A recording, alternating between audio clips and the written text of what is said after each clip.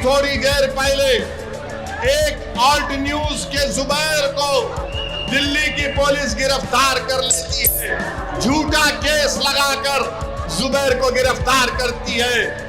फर्जी पत्रकार मोहम्मद जुबैर को गिरफ्तार कर लिया गया है। आपको बता दें कि कल यानी कि सोमवार दोपहर पूछताछ के लिए IFSO के द्वारका ऑफिसों से बुलाया गया था, जहां उसके ट्वीट को भड़काऊ माना गया, जो दो धर्मों के बीच हिंसा फैलाने और भाईचारा बिगाड़ने वाले करार देते हुए उसे गिरफ्तार किया गया।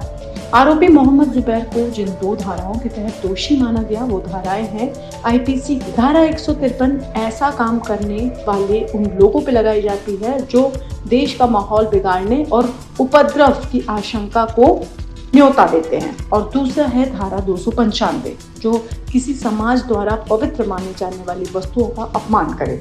तो इन दो धाराओं के तहत मामला दर्ज किया गया है।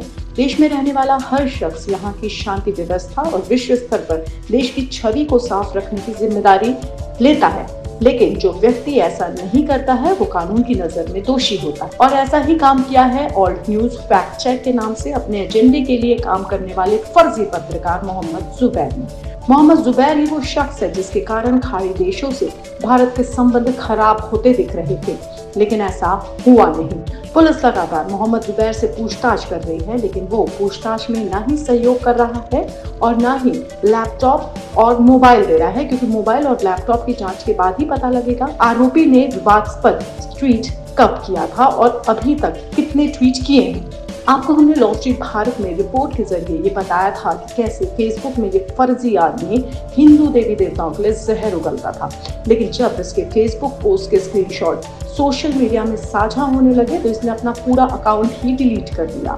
खैर, अब हम दूसरे सवाल पर आते हैं जो देश में शांति भंग करने वाले लोग पूछ रहे हैं कि मोहम्मद जुबैर की गिरफ्तारी तो हुई, लेकिन नुपुर शर्मा की क्यों नहीं। तो हमने पहले भी बताया था कि कैसे नुपुर ने सिर्फ लगातार ज्ञानवापी में शिवलिंग के अपमान से आहत होकर ये कहा कि वो अगर दूसरे धर्म की भी बुराई करे तो, ये कहते हुए बीजेपी की पूर्व प्रवक्ता नुपुर शर्मा ने कुरान की कुछ लाइनें जैसी की तैसी ही पढ़ी थी। अभी तक तो दो पक्षों के बीच बात आरोप प्रत्यारोप की ही चल रही थी, इसे एक आम डिबेट की तरह ही देखा जा रहा था, लेकिन यहाँ अब इस देश की शांति के दुश्मन मोहम्मद जुबैर का फर्जी दिमाग चला।